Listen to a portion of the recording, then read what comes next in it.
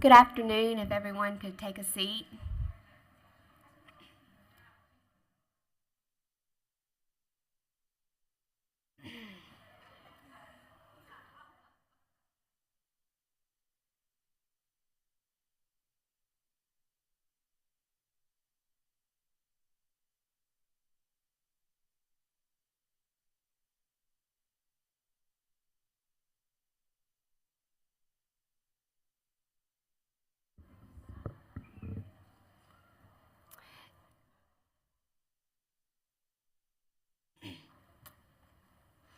Good afternoon. My name is Katie Saunders, and I'm the project manager for economic development in Pittsylvania County. And I'm here to introduce Shirley Dotson with VEDP. Virginia Economic Development Partnership is vitally an important partner in our workforce delivery to employees across the region. Shirley Dotson, Regional Talent Solutions and Business Outreach Manager for the Virginia Economic Development Partnership with VEDP, is a true member of our economic development team. A graduate of James Madison University and Virginia native, Shirley works on what we refer to as the RTSBO, or Regional Talent Solutions and Business Outreach Team at VEDP. Focused primarily on conducting existing business outreach visits, helping businesses with hiring and recruiting processes, and administering the Virginia Jobs Investment Program, VG. Shirley is fortunate to have begun her career in economic development at the local government level with the City of Winchester as their Business and Community Development Manager. Shirley enjoys working collaboratively with the localities in the region that she serves to provide creative solutions to help companies thrive in Virginia. So please welcome to the stage, Shirley.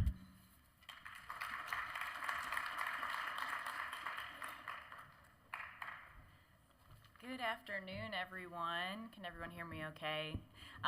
Thanks so much to the SOVA Task Force for inviting me here to speak today. I've participated now in a few of these workforce summits, and I think they are wonderful, wonderful opportunities for collaboration and for information sharing. So thank you for the work you all do. My name is Shirley Dotson. I am with the Virginia Economic Development Partnership. We are the state's economic development arm. Today, I am going to share a little bit more about the mission of our organization and, of course, how we work with our local and regional economic development partners to assist Southern Virginia companies and share some of the business and marketing incentives available to companies in this region. Just wanted to give you a quick overview of VEDP. We are an authority. We have a 17-member board. We're headquartered in downtown Richmond, although we have over 200 employees now located in every corner of the Commonwealth, as well as in our international offices abroad. We have, I think, 4 international offices now in Germany, Japan, UK, Taiwan, and South Korea, which is really exciting. We are led by Jason Alkubi, who is our president and CEO. The primary function of our organization is to really market the Commonwealth and make sure we are putting practices into place to ensure that Virginia is the #1 state in the nation to do business. We offer incentives and resources to help retain and grow our existing business base, as well as support international exporting for companies that want to make sure their products and services are getting to other nations as well. We also have a very robust research team that helps to pull wage information, supplier information, anything that a company may need to be successful. Our team is territory-based, and I am territory number 4, so I cover Southside and the Lynchburg regions, and it's through this boots-on-the-ground and territory focus I'm developing really close and trusting relationships, of course, with our existing businesses, our local and regional economic development partners, our community colleges and the educational institutions in my region, as well as, of course, as our workforce development boards and workforce partners. We have a few functions of our role, one of them being our role is called RITSBO, our Regional Talent Solutions and Business Outreach. It's kind of a mouthful, but the first part of that, the Regional Talent Solutions, is to provide subject matter expertise and talent assistance to companies that are already in the state and companies that are considering coming to Virginia, as well as the BO, which not aptly named, but business outreach. That is making sure we are meeting with our existing companies, we are learning about what some of the pressing business issues are, and trying to determine how we can best solve those issues. So what we're doing is, we're fostering relationships. We are collecting data on what policies can be put in place to improve Virginia to make it a more advantageous place to do business. I'll talk today about a couple of the different workforce incentives that we offer. One through our office is called Virginia Jobs Investment Program. I'm happy to see a couple companies out in the audience today that actually are participants in the program, and that is our cash-based incentive. The primary focus of this is to offset and help fund a company's hiring and training costs. So we like to think of this incentive as very easy. It's administratively easy to obtain. It is a 36 months grant period, and the funding is very flexible. So you can use the funding to help with any of your hiring expenditures. If you're going to be paying for posting on an online job portal, if you're going to be even using it to help fund a new employee orientation luncheon, if you're bringing in an outside training vendor, or if you're sending some of your folks to Danville Community College to receive some training or credentialing, you can use the funding to help offset that cost as well. It is a performance-based grant, so at the beginning of your project, we'll look at how many jobs you're intending to create over a 36-month period. And then the reimbursement process is quite simple. As you start bringing on more headcount to your plant or facility, then every quarter you would be sent a check if you continue to grow your headcount. Part of that, too, is you get access to myself for 36 months. I would be your talent manager and would help strategize your hiring plan, sharing best practices with you.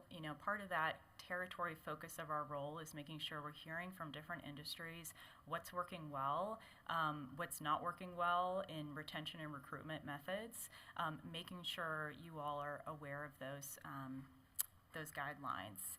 And then, of course, helping our workforce partners if there's a hiring event or anything, volunteering for that. I just wanted to share a sampling of some of the companies that are in this area that have made use of the VJIP program, and of course there are many more.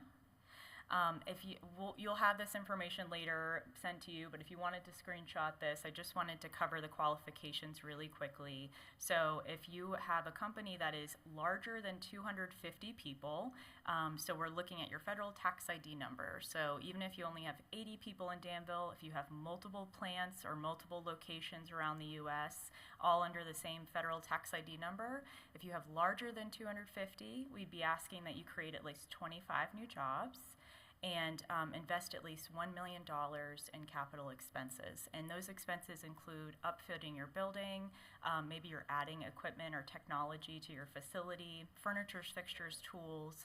I know I've spoken to some of you, and especially in the manufacturing space, maybe even one piece of equipment could be $1 million. So that's something to consider there.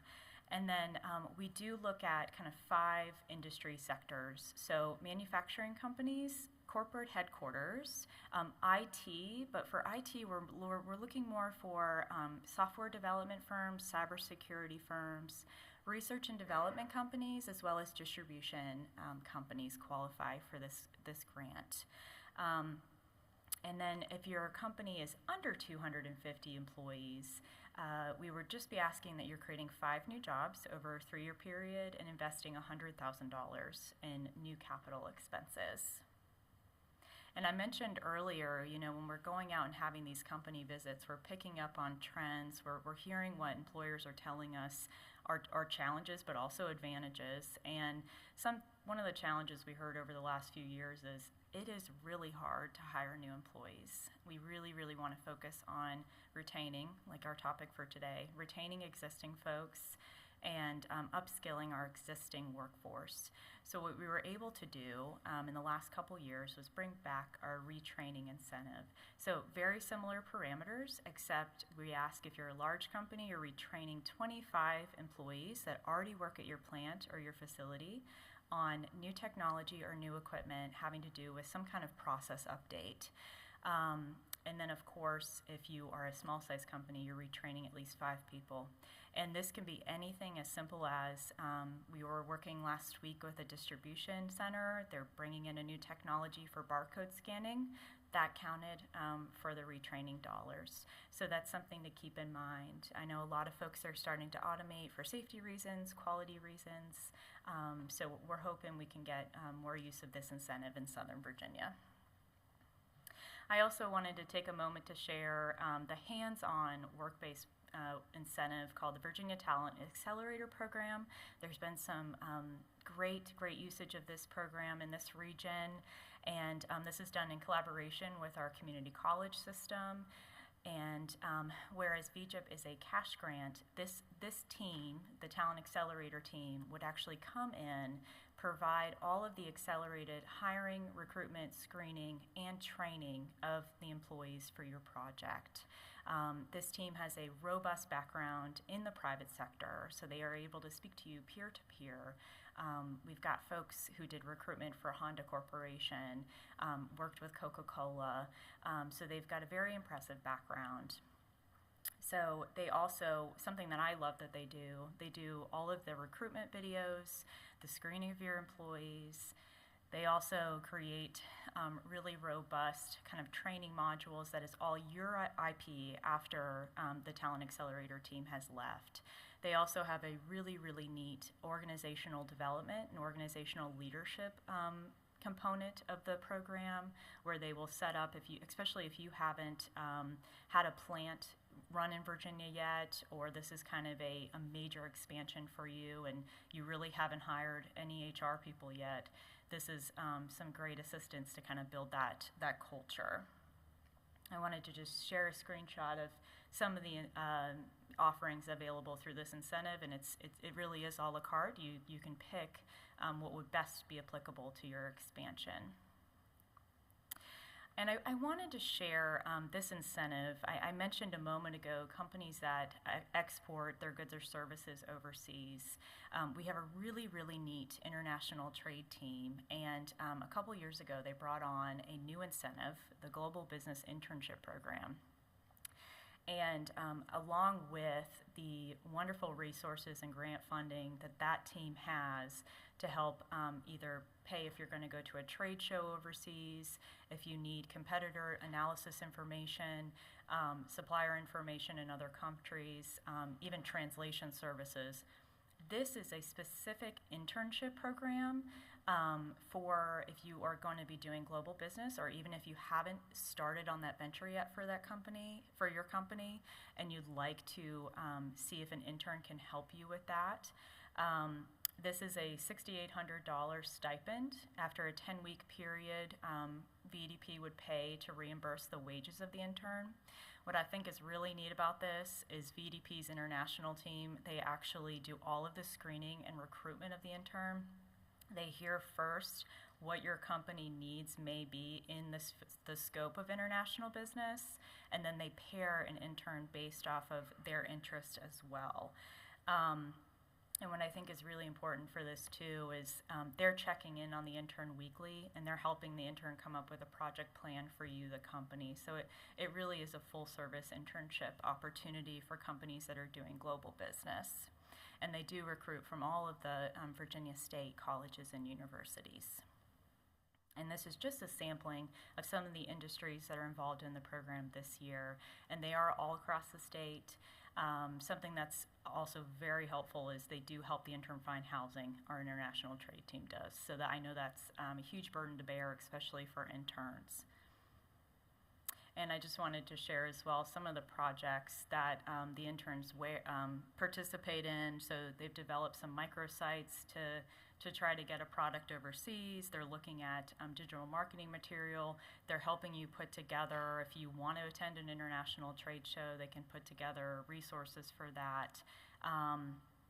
They're using a lot of AI and the work that they're doing to help improve customer service internationally, which I think is really, really neat. And some more projects that they've undertaken here. So I think it's a fabulous opportunity. If you're interested in any of the international resources, please come find me after this. I'd be happy to set you up with our international team. I also wanted to take a moment to share one program that's not specific to workforce. It's called our Economic Gardening Program, but I hope in turn it will help a company grow the amount of employees that they need. It is for growing your current customer base and refining your digital sales strategy. So economic gardening is actually an international program, but it's administered through our office. We would pay a research consultant to help work with your company, figure out if there needs to be improvements to any of your digital presence for sales. They're looking at your domestic leads as well and seeing if there are any markets that you should undertake getting into as a company and as a business. I think it's a neat kind of way, especially if you're considering bringing on a new product, but you're not quite sure if you want to invest the time into researching, is this something I should really do? And that would cover the cost of about 36 hours with trained consultants who will dig deeply into that world for you. It's also been very eye-opening for folks to receive competitor analysis, so seeing what other companies in the space are doing in terms of their sales strategy, what's working, what's not working. So I love that incentive. I think it's we're not requiring you to be hiring on new folks to qualify, but we do track to see if you undertook any of the research findings, if you're able to hire some new folks. I wanted to include a picture as well as Gerard Group, which is Virginia Diner Peanuts. They went through the program this year and they figured out some really cool things in the world of snacking, and stay tuned for some new flavors possibly in the next year based off their research. But this is for smaller size companies, so if you have less than 100 employees, that's kind of our sweet spot for this as well. And I just wanted to show kind of where we are with this program. We've mapped out all over Virginia. Would love to see some more Southern Virginia companies participate in the program across a variety of industries. Wanted to thank you so much. If there's any questions about the work we do at VDP, I'd be happy to take them. But if not, thank you again for allowing me to speak today. I appreciate it.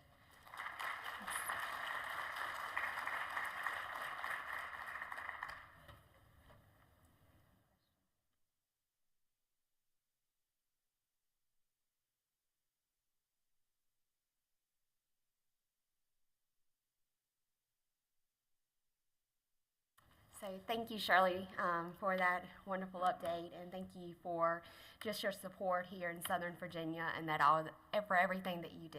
So this is just a little token of our appreciation, and thanks. Thanks, Katie.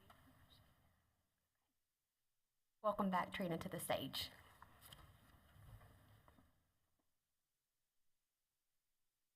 And I hope you Southern Virginia folks take advantage of some of the programs that the state has offered. I have the pleasure of introducing the last speaker of the day. She's not only my leader in my department, I think she's a phenomenal advocate for our region. So it is Linda Hudson Green. She serves as the Vice President of Economic Development at the Institute of Advanced Learning Research and the Executive Director of the Southern Virginia Regional Alliance. She brings the region a wealth of federal, state, and local experience at public, private, and the private sector levels. Her diverse background includes roles as the District Director of U.S. Congressman Robert Hurt, Director of Manufacturing, Federal Funding and Entrepreneurship for the Center of Innovative Technology, Executive Director of the Virginia Research and Technology Advisory Commission, president of the Dan River Business Development Center, and quality engineer for Goodyear Tire and Rubber Company. Her full bio is included in your agenda. So please welcome Linda Green for the presentation of the 2024 Wage and Benefit Survey.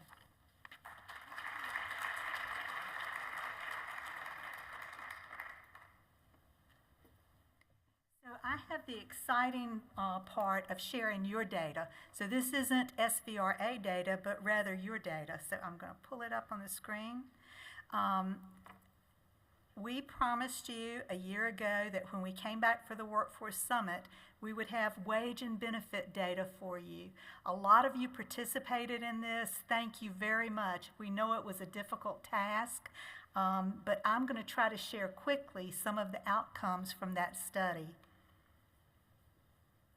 And when I say quickly, Trina's going to be watching the time because I stand between you all and exit. So the wage study would have been the 2024, not 2025, but it was data that was captured in 2024. From the benefits study participation, and for those of you who took this, there were two parts to it. One was an intense survey on all the benefits that are offered. When we go around, and I know Shirley will second this, on BRE visits across the region, business retention and expansion, the one question we repeatedly get, can you tell us what the benefits are that are offered in this region?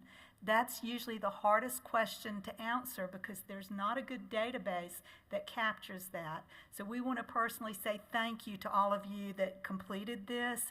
80 companies completed the benefits survey.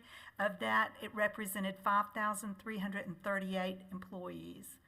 The wage study participation was a lot more difficult because a lot of you had to get corporate buy-in, corporate support. Some corporations allowed their employees to participate, some did not. We understand that, but we're going to explain to you how this will benefit everybody here, and then we'll have some more resources for all the companies that did complete it.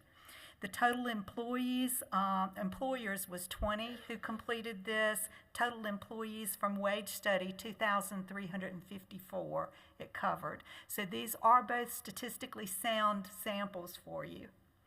When you looked at the industry type, manufacturing made up 45%, small business 21%, 10% each in construction, education, government, hospitality, and nonprofit, and 7% healthcare. Now that's not by employees, it's by employers. So recognize in hospitals, it only would be a few in the area. So this is a pretty good sample for you all.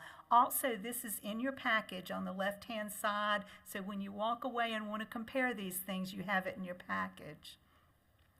When you look at the age representation, this was a surprise from previous years when we've looked at ages because now the largest age represented was 25 to 34. And that was a refreshing stat because we have seen that tilted to the other side, and I think you're starting to see some of the exits on the other side that we've been worried about, but it was nice to see it filled in on this side. You had 26% there from 22, 23, and the 35 through 64 groups, each of the three. Also 65 and up, you still had 8% enjoying the workforce, 10% in the 20 to 24, and 1% in the 16 to 19, but that's not surprising.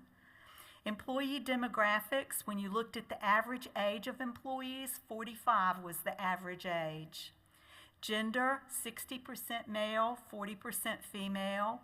Race, white 43%, black 26%, Hispanic 6%, and the growth was shown in the other category, 24%, which also includes this multi-race, and so it's a lot there. Migration of workers, and we've got some more graphs thanks to the Virginia Economic Development Partnership that are going to show you this in greater detail, but 12% of the employees were from out of state. 60% worked in the locality of the company that they were representing. And within the SVRA region, 66%. Now to explain that, the SVRA region goes from Patrick County to Halifax County. So 66% of the workers were in that region. 60% of them worked within their individual county or city. And thank you again to VEDP for helping us with the mapping. This one may show up better to you if you look in your packet, but you'll see that most of the employees or major employers in the Southern Virginia source most of their talent from within the region. And you can see those very light blues represent 1 to 29. So it does mean that you can attract well outside of the area, but the dominance of the workers is within the region. When you break that down and look at just the West Piedmont region, in other words, everything that would be west of Halifax, we broke it down that way, then you can see the preponderance again in the city that the company's in, but you see they are still not a lot outside. It was surprising though, see that darker blue in Reidsville area? A huge draw right there. When you looked at Halifax only, and we separated these because we have different workforce partners within the two, so we wanted you to be able to see it this way. And you can see most of the workers, again, were within the county. The majority of the talent came from within the county. If you look at that dark blue, that's 205 to 396. We're right where the employers are. And I'm going to go back again. You see the dark blue in Danville, similar.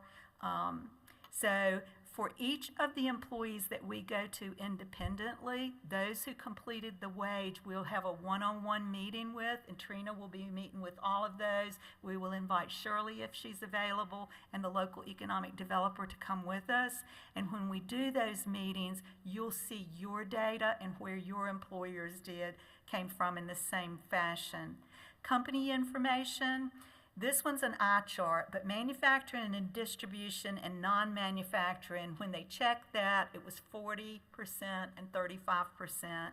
Then when you looked at publicly traded, 6% of the companies that responded were publicly traded. On-site HR, and this next grouping is HR questions. 58% had on-site HR, 21% had HR from corporate. Contract HR, 2%. Employee-owned, jump in categories, 2%. Union, none of the companies that responded were union companies. On-site employee training, 60%. So we were really glad to see this. When you looked at in-house skills, I'm sorry, I jumped some. ACT participation, this one's for Julie Brown, 2%. So we've got some climbing to do there because that's a great program. Community engagement coordinator, 13% had a community engagement coordinator. In-house skills training, 52%. In-house hospital or clinic, I'm sorry, again, I missed one. In-house soft training, 19%. So not nearly as many do the soft training as do the skills training. In-house hospital or clinic, 4%. A nurse on site, 6%. Plant medics on site, 2%. Plant safety crew, 13%. Counseling support, 17%. So that's a growing number from what we'd expect. The neat thing about this, salary's not the only thing that matters. When you start to look at these benefits and think what you can do, I loved some of the things that speakers gave out this morning because there are things that matter that may not have a wage dollar value to them. So listening to these. But on the wage front, we looked at how you give wage recognition. 70% say you do merit raises. 60% do cost of living raises. Overtime is given at 68%. Sunday differential pay, this one was lower than I anticipated. It was at 6%. Night differential pay, 22%. Shift differential pay, 18%. And I do think those are very similar between those two categories. And then other was 14%. Health and wellness benefits, another one where you might be reaching out for support to your employees. It doesn't all have to be about wages. Health insurance, 87%. Now, I will give a caveat to that. We didn't get to what level or what dollar value or percentage they gave. We will do that in future, but we want to make sure we get people responding before we go too deep. Prescription drug coverage, 74%. Life insurance, 74%. Disability insurance, 77%. Dental insurance, 70%. Vision insurance, 72%. Telemedicine and telehealth, this is a growing one for us, 57%. Fitness and wellness programs, another one that we're hearing growth in, 32%.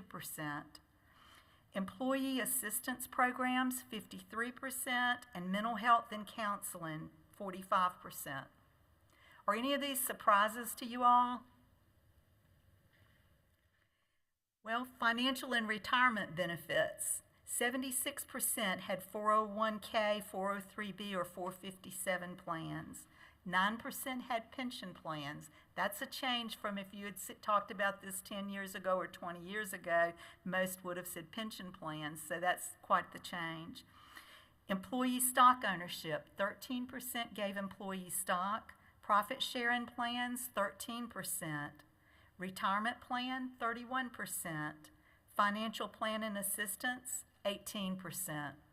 Again, you see the benefits are incredibly varied from company to company. Very few had all of these. If you looked at any one employer on its own, they had strength in one program or another, but not many across the table.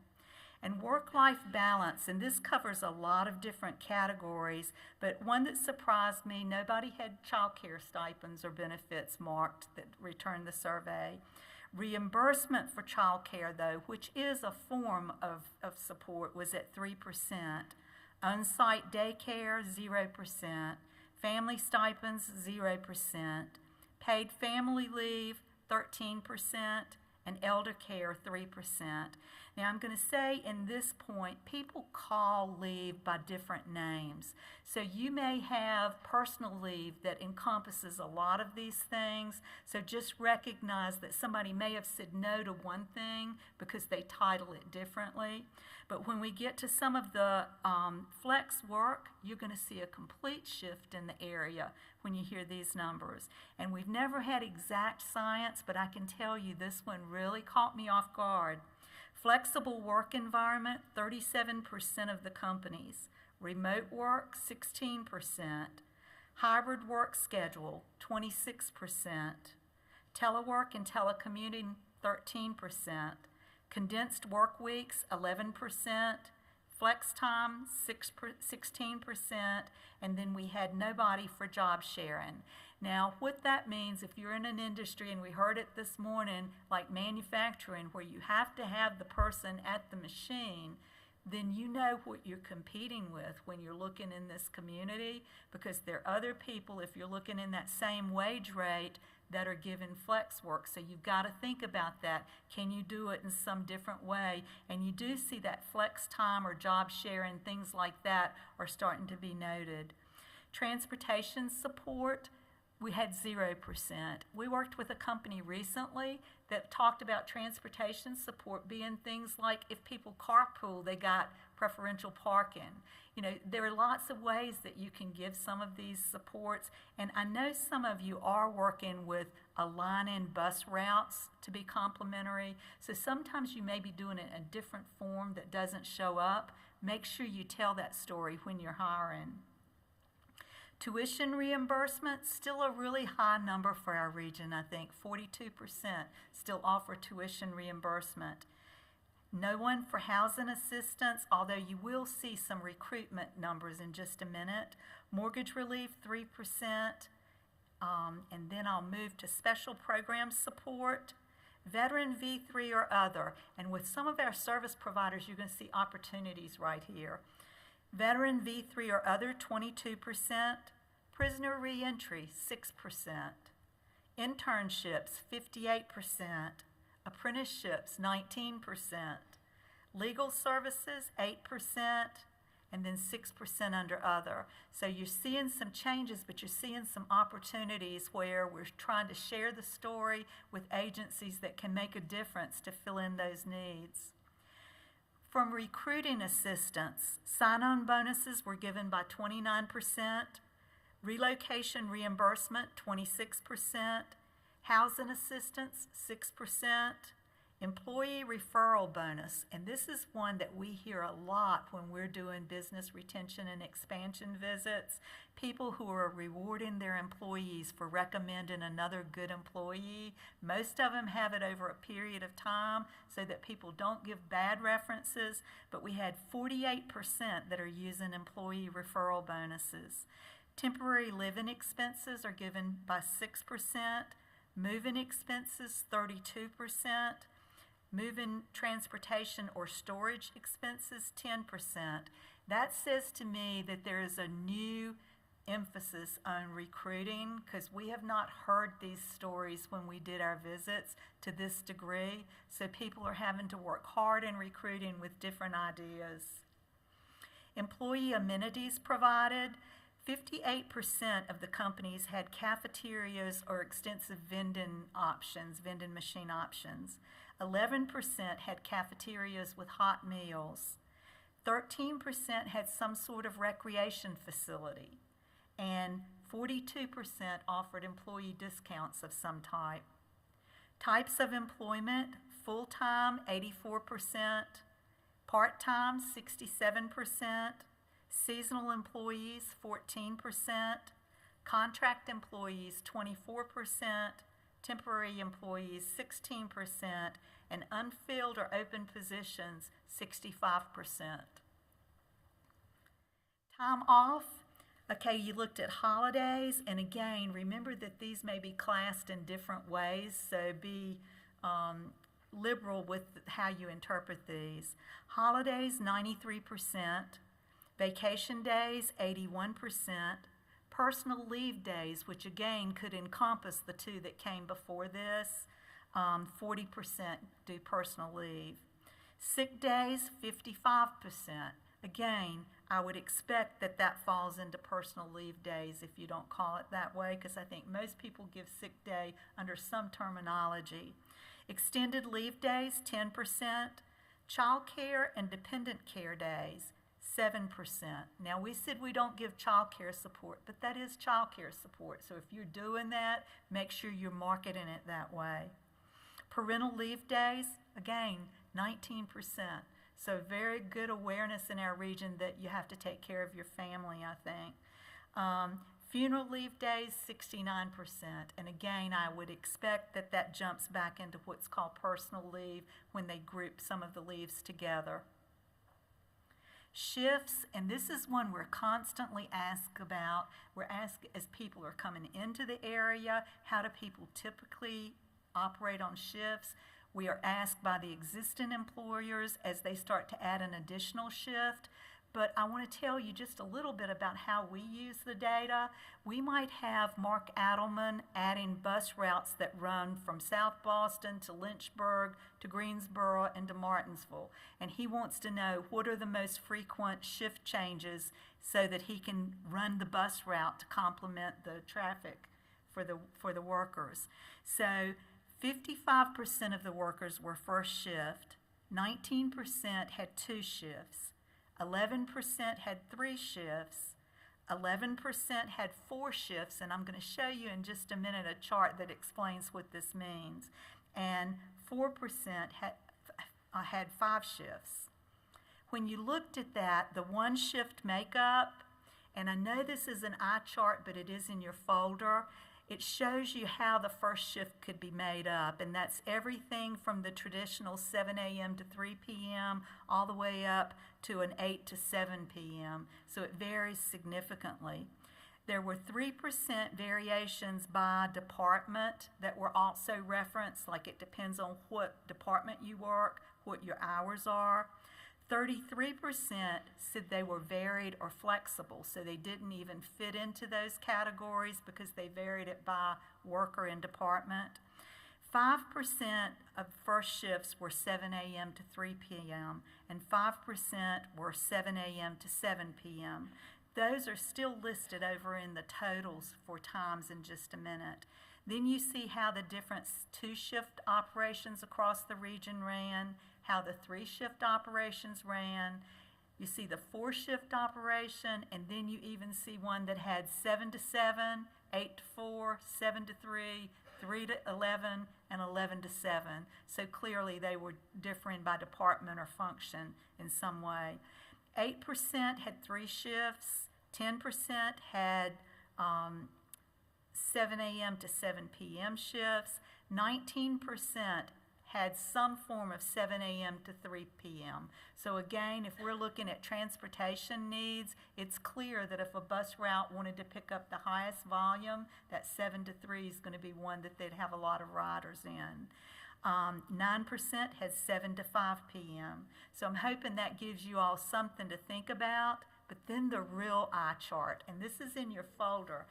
This is the one that we hope, and I know Shirley works like we do, giving data to you all a lot on what are the wages. And what I'm going to do is show you this, but to tell you this is in your package. And this is something that we hope you can walk away and use. This includes all the data that came in from the region. So when you get to the very end, it's going to give you the wage study from all of the SOCs or occupation classifications that came into us. And then it's going to give you a total for all occupations in the region. If we hadn't had this study and we just pulled the data, what would the answers have been? And you'll be able to go by the standard occupation classification and compare. And I'm going to give you an example. One that we've heard about a lot, and the page that I've got pulled up is engineering. That it's very difficult to bring in engineers and know how we should compensate them. So this one I blew up. If you were looking at mechanical engineers, which is one we hear of quite often, the mean or average in our area is 88,000 to 110,000. And it's important when you're bringing in these technically skilled trades, or if you're bringing in something that's unusual, for you to be able to look at what's going on in the region. When you look at entry level, typically they're brought in at 61,900. Experienced, 102,100. And then you can read by percentiles. 10% of the MEs would be at 56,700. 25% would be at 71,700. The median would be 84,800, or that would be the most frequent salary across this region. And this is for the people who return this survey. So it's some of the people in this room. 75% if they're spectacular and have some experience, or if they're already in your plant and you're looking at whether you should change their wage bracket, it's 106.2. 90%, 119,200. The Virginia average is 114,200. Going back to look at ours, it was at 88,700, so quite a difference. And the USA wrapped, but that was at 110,400. So you can still see our wages are substantially below the state and the federal, but this gives you a guideline that we're hoping is useful. We've heard repeatedly that you all would love to have this data, so I'm hoping that this is helpful to you. When you use this, all the SOC codes that you all gave us are in here, but if there's something that you're adding, call Trina, call one of your economic developers, or when Shirley's visiting with the economic development team, tell them we're thinking about adding 5 new positions and we don't know what they're typically getting paid in this region. We want to make sure our offer is competitive. And remember, if you can't afford the wage that's competitive, tell the story of your benefits. Look at the benefits that we may have missed. We tried to be as comprehensive as we could and still encourage you to get answers back. But if we didn't include what needs to be looked at, tell us that.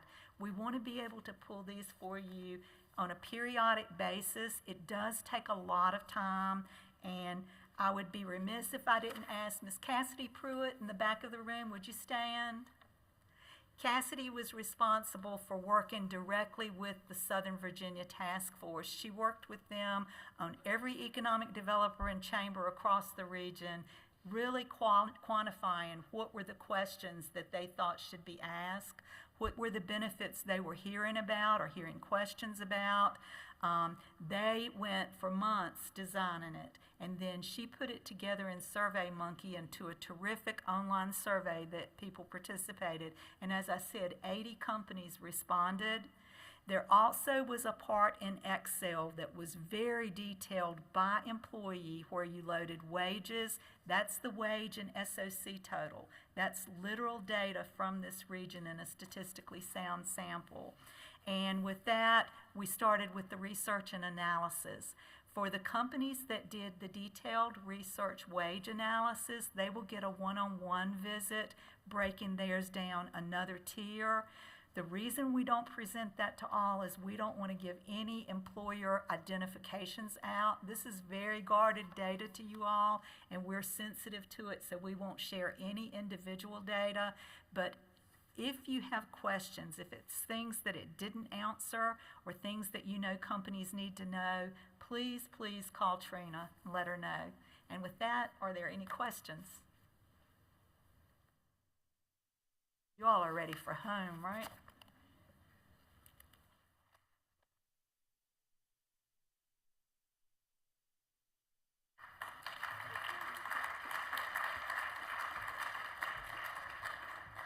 Thank you.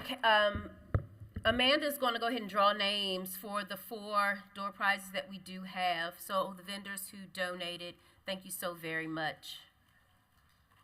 All right, the moment we have all been waiting for today. First door prize goes to Ann Goins with IPG.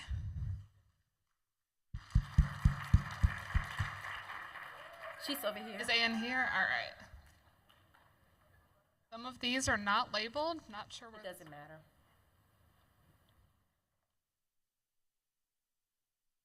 You're all good. Just bear with me.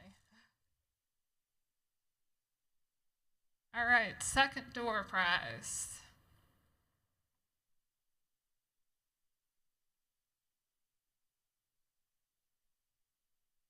Goes to Krista Borger with Axor. Congratulations. Thank you.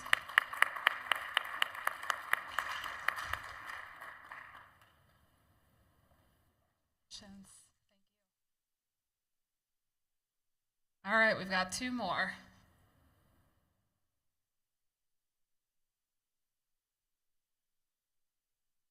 Number 3 is going to Dr. Peterkin with ACEC. Stay back there. Amanda, I'll take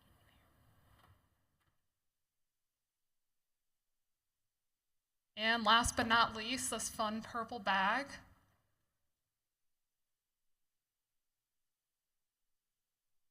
is going to LaShawn with the Institute.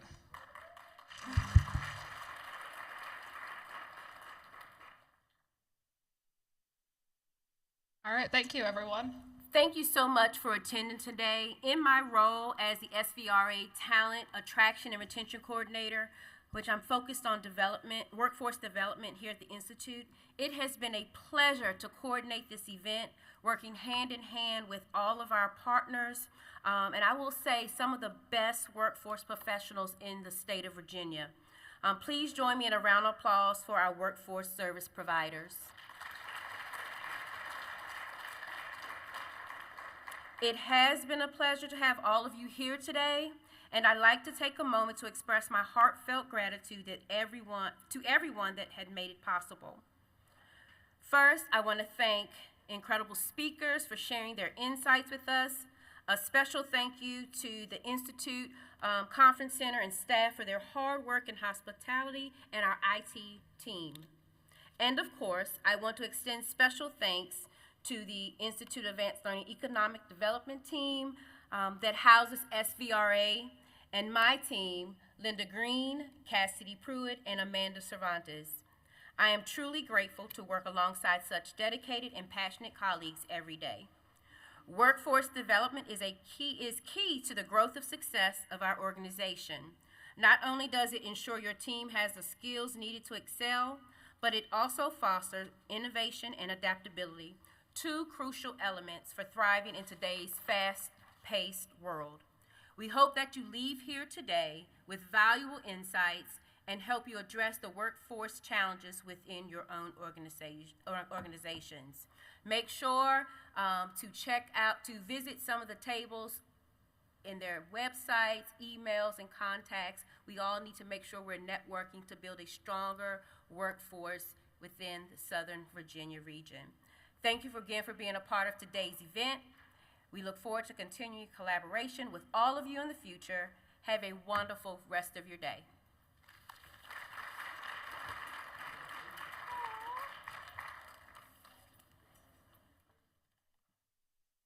And we want to thank Katrina for her part in organizing this event and all the tireless work her and her team put in today. This is from everyone. Oh, thank you, thank you. Thank you.